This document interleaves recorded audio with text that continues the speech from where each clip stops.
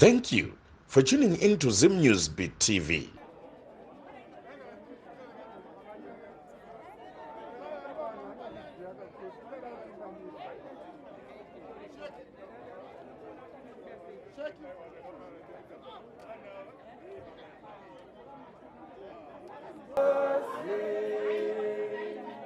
Majita regai tigare pasi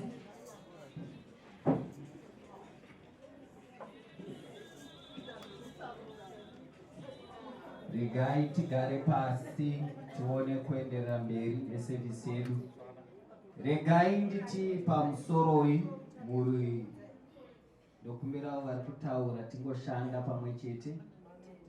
Regai nditi pamusoroi muri yekwaanyani ama neshamwari vauya kuzochema pamwe chete nemuri.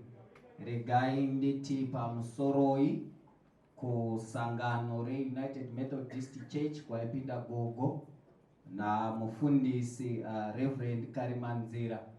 Makereke ose auya panzvimbo ino ndoda kumugamuchirai. Regai nditi zvakare pamusoroi kuna president wevanhu kana kuti mutungamiri wevanhu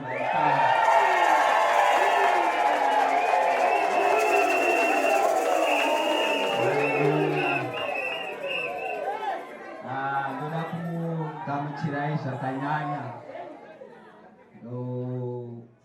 Tikati farei toganhura nditi. Ndoda kumugamuchirai zvakanyanya mumusha uno wenyaradzo funeral service Willowville branch. Ndinoitwa Tariro Muzirwa, chaplain wenyu pano panyaradzo funeral service Willowville branch. Ndakamirira nyaradzo funeral service yose. Ndinoda kuti tine urombo zvikuru nekurasikirwa kwataita nemudikani wedu. Vangadai vanga vari mai kwatiri, vangadai vanga vari mbuya, mukoma, muning'ina, hanzvadzi, mwana, muzukuru, mukama wose watingadai tichibatanidzwa nawo.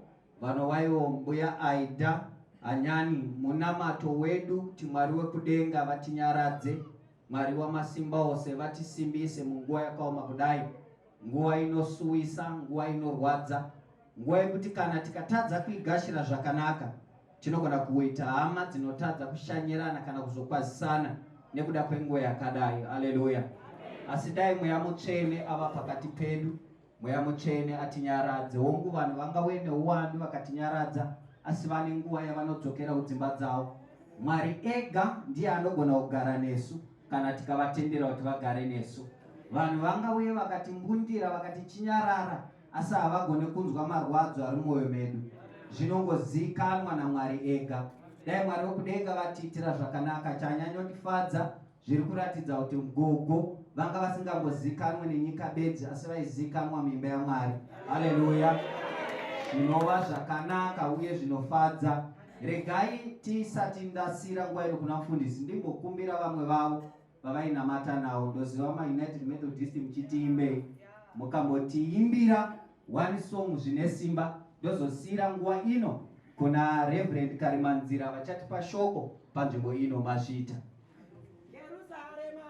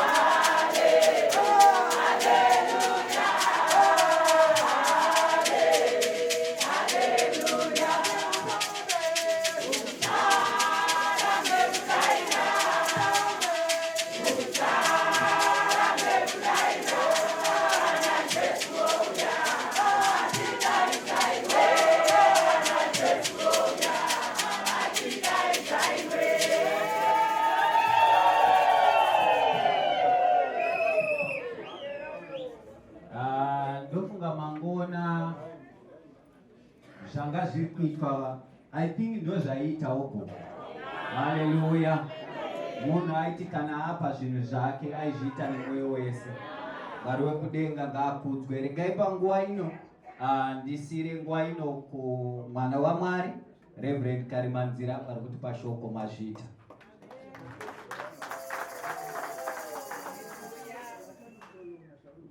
Haleluya. Moyo wangu uri kukudza utenzi munguva dzino dzekurereka kwezuva.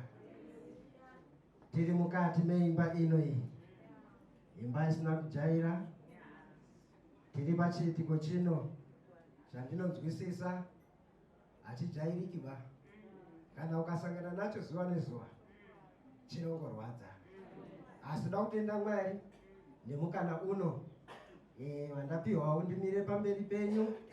Chekutanga regai nditi pamusoro imubato wechigaro chaplain wedu panzvimbo ino wandipawo mukana uno. Pamusoro vanoremekedzwa wese ndinoti pamusoro mumadeuka zuva ano ndine manzwi mashomanana ekugoverana nemi tiri pano tichikolekta bhodhi yemudikani wedu. Ndine manzwi ari kuna John 14 kubva pavhesi 1 kusvika pa6. Pano musoro mukuru unoti Jesu anonyaradza vadzidzi vake. Mwoyo yenyu ngairege kutambudzika. Tendai kuna Mwari mugotendawo kwandiri. Mumba yaBaba vangu mune nzvimbo zhinji dzokugara.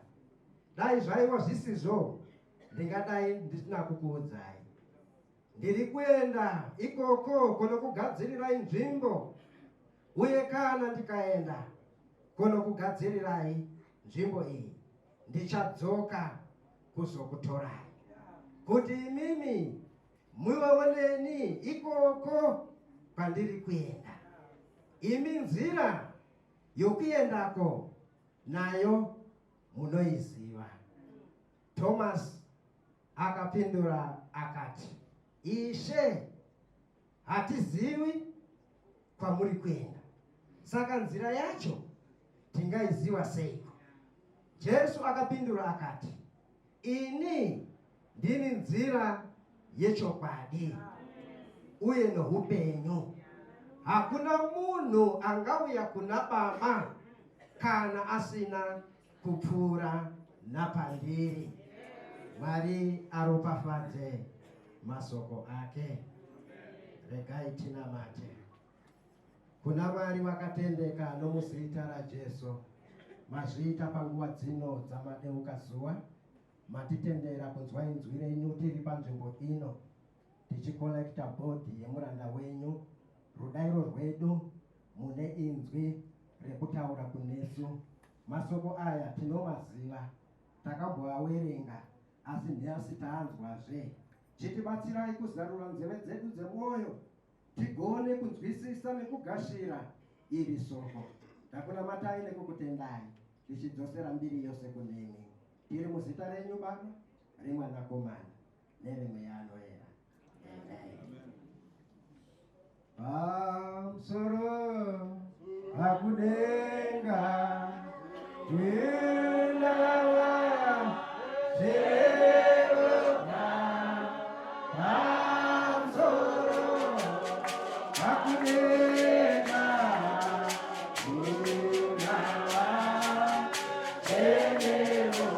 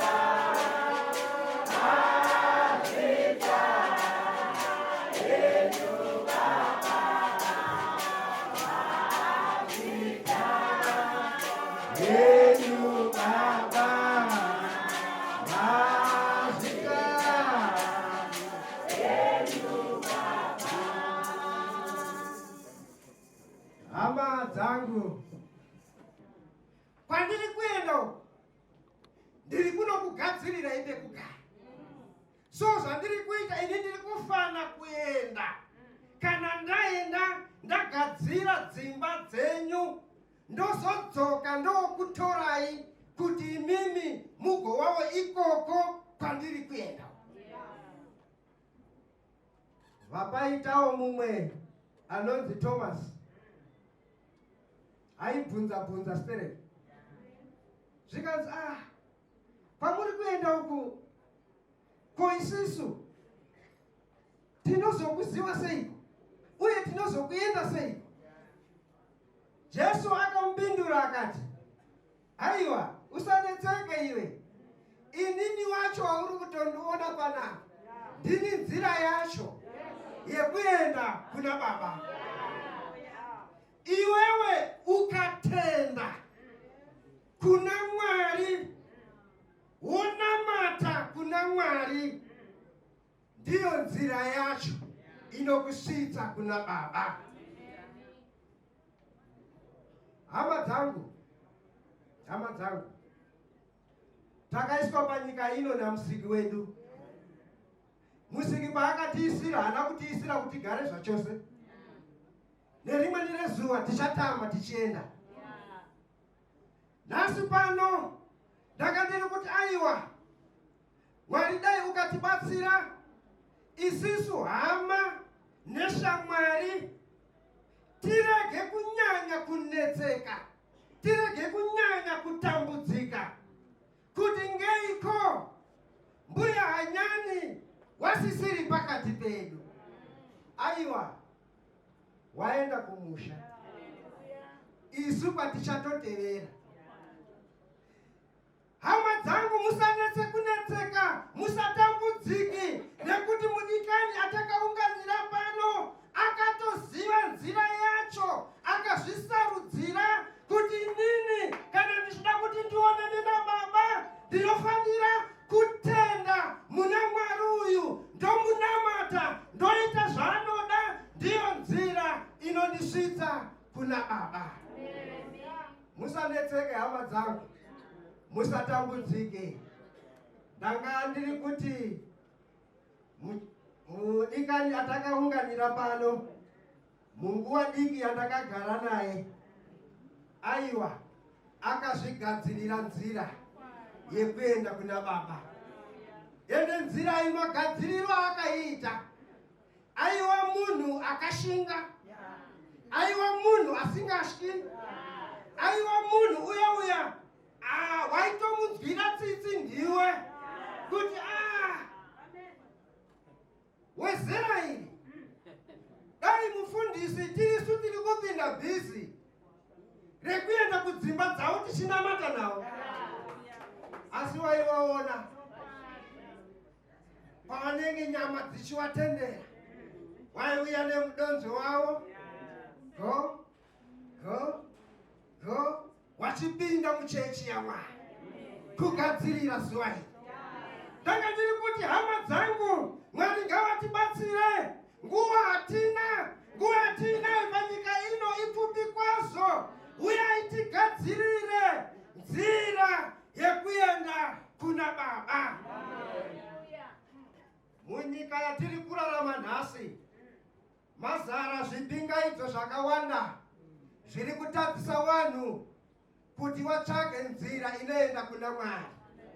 Asi inzwai matauriro andaita, ndeyekuti nguva yacho kana yakwana yatokwana, kuda kana kusada, kugadzirira kana kusagadzirira, uchasimuka uchienda kuna Baba. Ndiri kuti hama dzangu, nguva inoyi inguva yekuserebreta. Nekuti mudikani uyu ari makore handitauri zvangu, tanga tichadei ravo basa wakatobata wakapedza, asina kudzidza, asina kuona zvakanaka, aiwa wakaluza. Ndanga ndiri kuti Mwari watibatsire munguva inoyi patiri kufamba nerwendo nemaservisi ari pamberi tichizonokotsa murandakadzi uyu. Uyai tibvire kuserebreta, tibvire kufara chikonzero. Mudikani akaziva nzira yekuenda kuna Baba, uye panguva yacho haana kutambisa nguva yacho painge ari mupenyu, akaishandisa to the last minute yeupenyu hwake. Ndichiri kurangarira ndamushamira kuchipatara achirwara, zvikanzi mufundisi, aiwa inini ndiri muno, munongowaziva vangu vaineti majokes. Ndini ndakada kuvatanga ndikati, mbuya musazotizeba muchipatara, garai musiyiwa nachiremba wakubatsirei. Zvikanzi aiwa inini handitiziba, ndiri muno kusvikira ndanzi ndabuda. So ndiri kuti dai Mwari ukatibatsira hama dzangu tisavarairwe, tizive kuti aiwa kune musha watichasimuka tichienda tose. Musha uyu unoda kugadzirirwa, haupindwi nevanhu wese wese, unopindwa nevatsvene vanenge vararama zvakanaka vari panyika inoi. Anoda kuendayo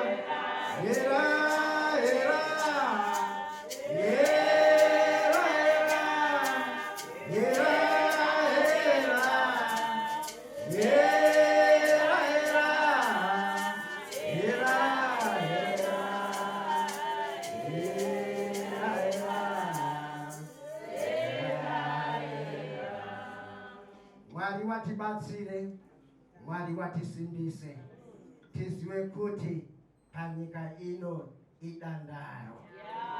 Nerimweni rezuva tichasimuka tichienda kumusha, uko kunoendwa nevanenge vaita zvakanaka panyika ino.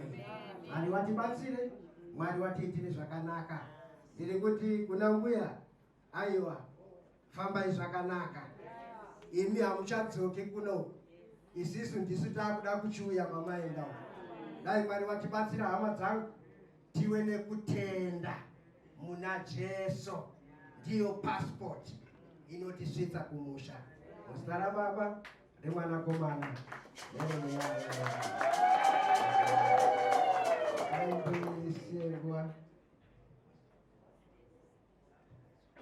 Mazvita ndakumbirwa kunamata, tinamate kuna Mwari. Baba, nomuzita raJesu tinokutendai. Mazvita nekutirangarira ini nerudzi rwekwangu kuti pamukana uyu kuti tisawarairwe tiri panyika ino iyi. Nerimweni rezuva tichasimuka tichitama kuuya kunemi, nekuti Jesu akatotitaurira takuenda kokugadzirirai pekugara. Kana imba youmwe yapera, imi Jehovha muchadzoka kotitora. Tibatsirei ini nehama dzangu idzi tigone kugadzirira zuva iri. Mataura Baba wedu wekudenga kuti Jesu ndiye nzira inotisvitsa kuna Baba. Tibatsirei timugashire, tibatsirei tirarame zvaanoda, kuti kana tazotama tizogarisana naye kumusha. Tinokutendai, tinokukudzai, zita renyu ngarikudzwe. Tibatsirei. Muranda atakaunganira pano akationesa kuti iyi ndiyo nzira basi inotisvitsa kumusha. Tibatsirei tizoteerawo tsoka idzi, nekuti mationesa kuti uyo achadzoka kuno, isu ndisu tichaenda kwaaenda. Tikasawa nekutenda, tikasanamata, tinogona kutadza kuonana naye. Mazvita Mwari tinokutendai, tinokukudzai, mbiri nezvitendo tinodzosera kunemi. Tiri muzita renyu Baba, reMwanakomana nereMweya anoyera. Amen.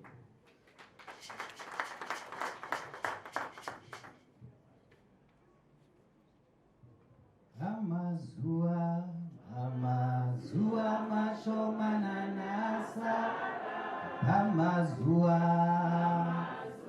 ashomanana Sara baba ndijenge ndirege oh baba ndijengete ndirege ona pamazuva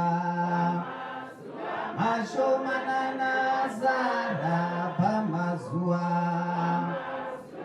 ashomanana Sara baba ndijenge ndirege oh baba ndijenge ndirege oh kana vavengera vakandikomberedza kana vavengera vakandikomberedza baba ndijenge ndirege oh baba ndijenge ndirege oh kana vavengera vakandikomberedza kana vavengera vakandikomberedza baba ndijenge ndirege oh baba ndijenge ndirege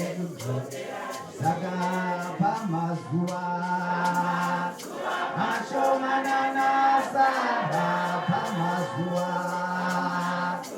ashomanana Sara baba ndijenge ndirege oh baba ndijenge ndirege Yesu tijabiwa korona kudenga tijabiwa korona kudenga baba ndijenge ndirege oh baba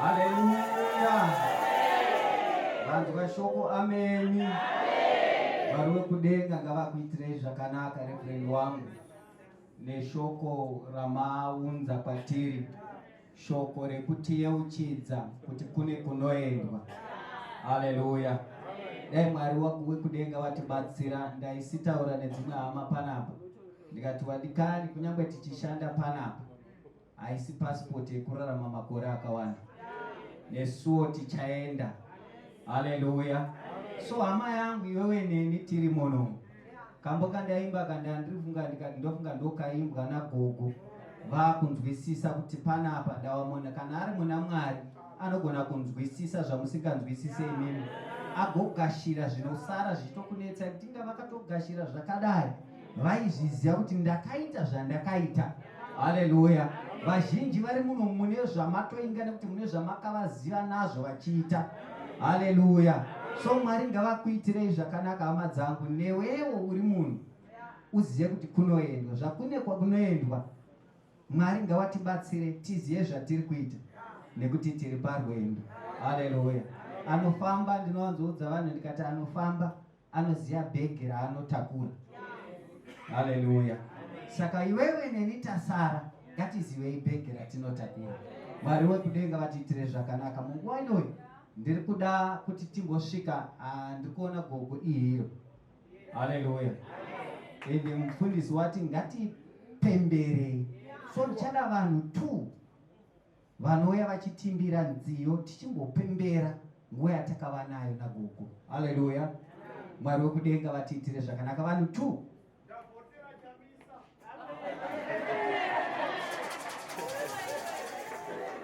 Oh, kudengako kwakanaka kudenga oh kudengako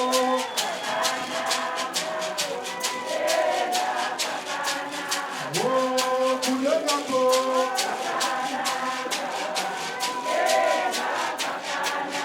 oh kudengako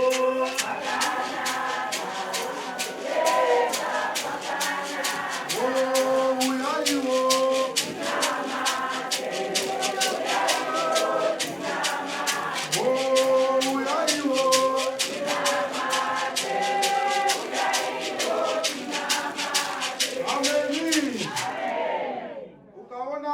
biri gogo. Ndiwo wanga wachingua pano tupano wakashatu wakandikomberedza. Oh, kudengako.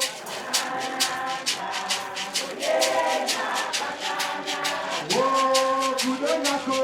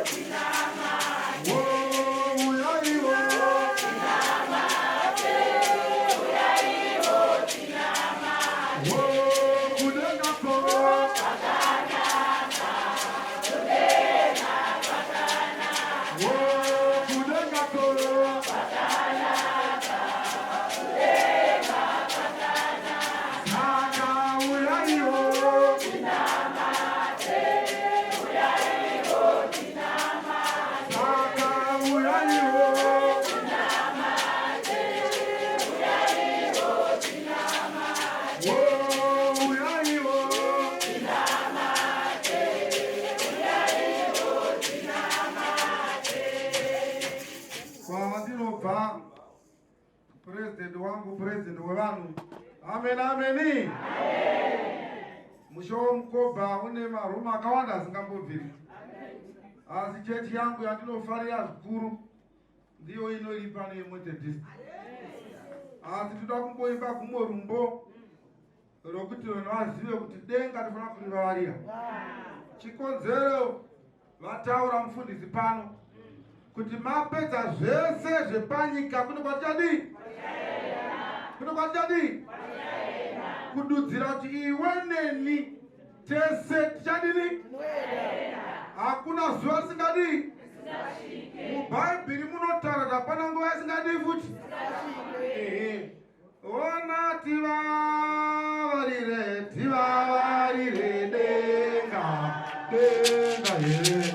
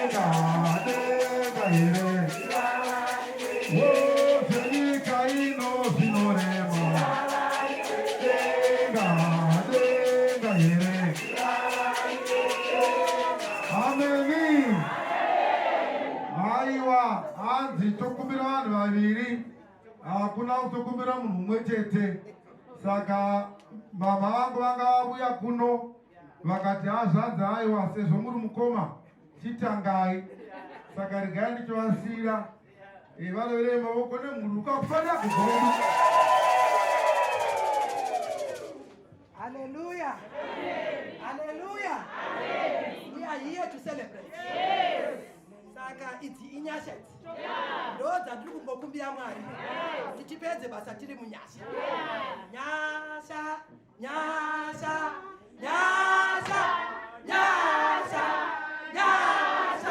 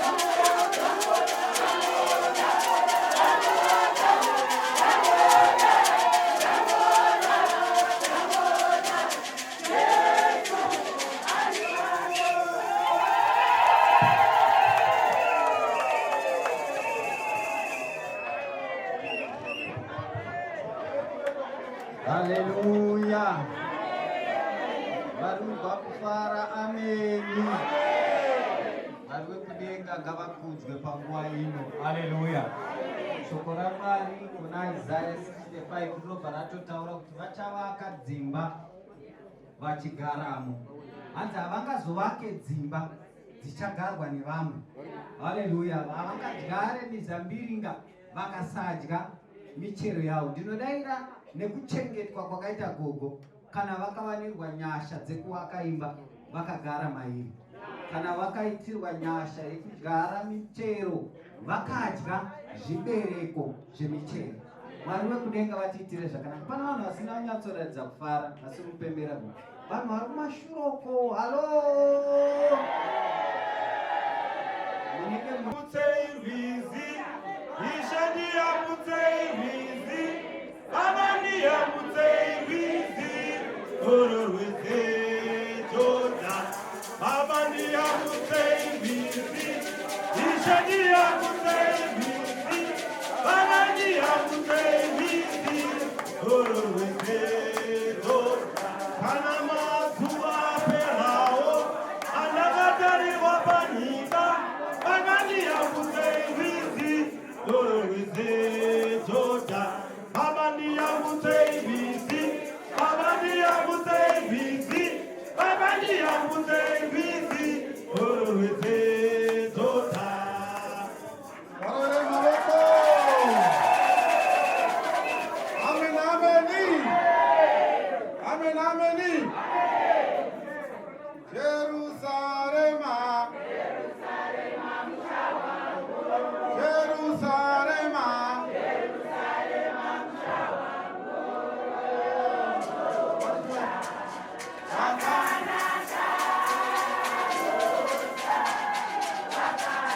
Oh, titahuona. Oh, titahuona.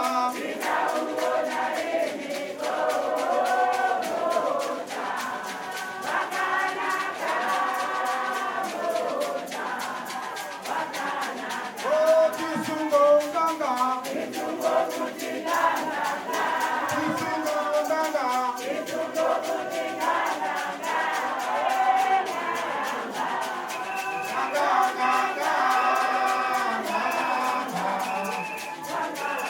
Oh, kisungonganga.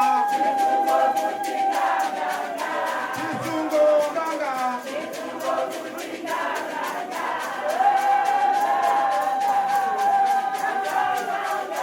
Amen.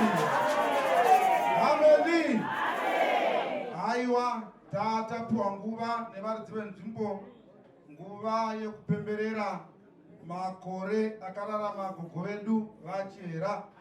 Saka tasvika pane chimwe chikamu takudzorera zvatakabata kuvaridzi venzvimbo votiudza zvinotevera. Tinokutendai. Thank you very much. Siyabonga. Haleluya. Vapembera ameni. Regai titende Mwari nenguva yatanga tinayo yekupembera upenyu hwatakararama nemudikani wedu, wandinodaira kuti upenyu husina kutambiswa. Haleluya. Panguva inoyi regai nditore mukana uno kukusumai kumutyairi watichafamba naye tichibva pano tiri kuenda kumba Zamara tichizonowiga mudikani wedu. Vamuri kuona vamire kumberi kuno vanoitwa Madhamu Kudzaishe Bakare, ndo vanenge vari mutyairi wemotikari ichatakura mutumbi wemudikani wedu. Mumota mavo tichazokumbira vanhu vaviri vanopinda, vezvakare tichakumbira mota inoenda pamberi chatitungamirira kuitira madirections ekumba kwatiri kuenda. Tasvika kumba ngatisarudzei munhu mumwe chete anenge achizoshanda navo achivazivisa urongwa hwedu kuti hwakamira sei, programu yedu inenge ichifamba sei. Zvichida mangwana tingada kutakura mutumbi kuenda kukereke, ngativazivisei nguva dzatiri kutarisira kuti vange vasvika. Hongu tinenge taronga pamwe chete semhuri, asi zvakafanira kuti ndikazobuda panze ndikabvunza kuti mufundisi wati ndinogona kunzwa chinhu chimwe chete chichitaurwa mumazwi akasiyana. Kusiyana kwemazwi kunozongoshata pakaita musiyano wemanzwiro pato nedambudziko. So kuti tiavoide manzwiro akasiyana, ngatishandisei munhu mumwe chete. Kana tikaona panenge pakanganisika pada kugadziriswa, ngatitumei munhu mumwe chete iyeye andovazivisa pari kuda kugadziriswa. Zvakare tine chipo chemuti chatinokupai senyaradzo. Handizive waningasvitse akamirira mhuri. Watingasvitse akamirira mhuri, chipo chemuti. Mazvita nekugashira. Vazhinji vanowanzozeza kugashira kamutaka. Oro vakakagashira tiri munomo vanozoti drive akudzoka kobva kangopfekerwa kuseri kwesiti wona akadzoka. Chikonzero tiri kurarama mungwe kuti vanhu vanotya Satani kudarika Mwari. Makambozviona? Unobva wanzwa kana vaungana udayana nyaradzo vanowanda kaumuti kamuti kamunopuwa kunyaradzo kaya akasimwe mukangokasima matodyara rufu mumhuri menyu. Vanodzoka futi manje vachiviga mumwe. Ndakukura kwemutiwo ndokuwanda kwemabhizinesi avo. Paunenge wakudona mashizha munhu ega anenge achitofa. Inhema idzodzo adikani. Ndawa muti uyu paunokura todaira chirongwa ichi chane makore more than 10 years. Tiri kuita chirongwa chekudyara miti. Dai vanhu vaifa nekudyarwa kwemiti, mukatasa muti ukakura unogona kusvika mashizha anosvika kuma1000. Juni na Julai anorohwa nechando, handiti August koya mhepo iyo azunza. Dai munyika muno musina vanhu. Haleluya. Asi hama dzangu tikatarira imba yagadzirwa mudikani wedu iri kumberi kuno yakagadzirwa nemiti. Zvichida pamwe nechikafu chatiri kudya tiri parufu chabikwa nehuni, miti yatinenge tatema. So nyaradzo takabatana neFriends of Environment tiri kukurudzirana kuti ngatidyarei miti, nyika yedu irambe ine masango. Ndawapawo Mwari wakatopedza. Haleluya. Bhaibheri rinoti Mwari paakasika denga nenyika akaisa miti, rinoti akaona zvakanaka. Akatoisa Adhamu panyika kuti apashandise zvatiri kuita. Asi handina kuzoona vhesi mufundisi yakasikirwa Adhamu demo ndokuti enda unotema miti. Hakuna. Zvoreva kuti urongwa hwekutema miti tichishandisa ndehwedu. Zvauri hwedu tisi takafanira kudyara miti kuitirawo generation inotevera. So uyu iye uchidzo yatiri kupanana vadikani kuti tese tiri munomu ngatidyarei miti, nyika yedu irambe ine masango. Regai tisvike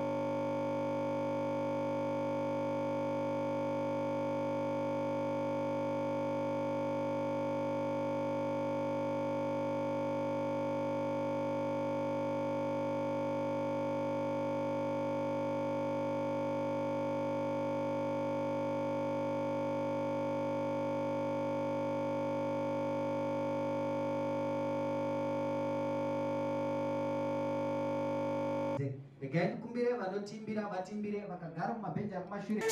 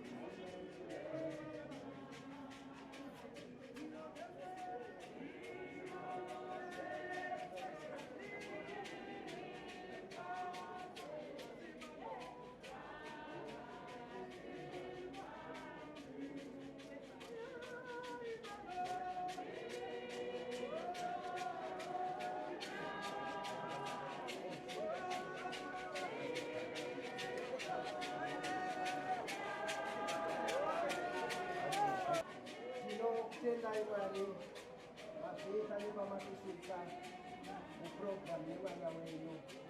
Chamakanga Mwari, hamusiri pazuva. Ndiri kunamata nekusuma basa rose, ndiri pamberi penyu mukati memaoko yenyu. Patichaenda tichiserebreta upenyu, patichaenda tichiserebreta mabasa akabatwa nevana venyu. Ndinokumbira imi utungamiriri hwenyu kuti basa rose iri sekutichaendamarika ritungamirirei kusvika patichazokota mukabasa enyu. Masvika baba wedu tinokutengai, tinokukuzai, nonamata nekusuma kubasa kwenyu. Tiri muzita renyu baba, nemwanakomana neremweya mweya.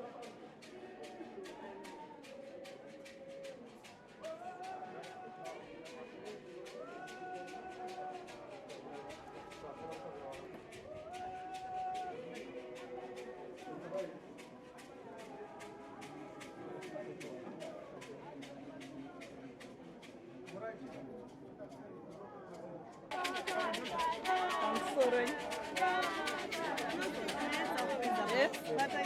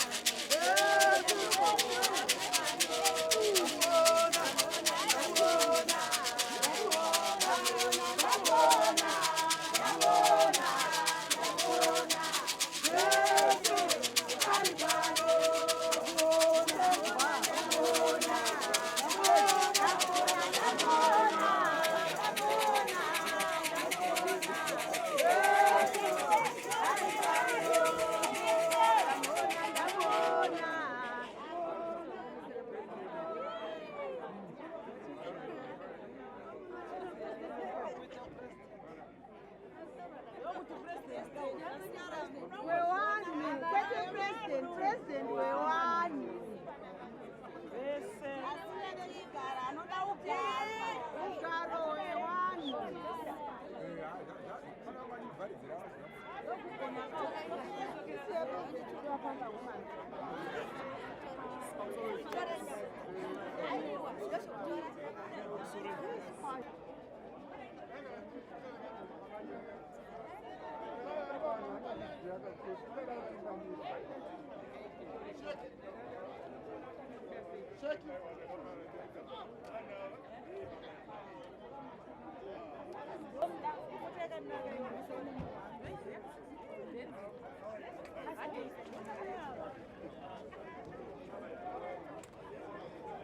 For these and more stories, tune in to Zim News Bit TV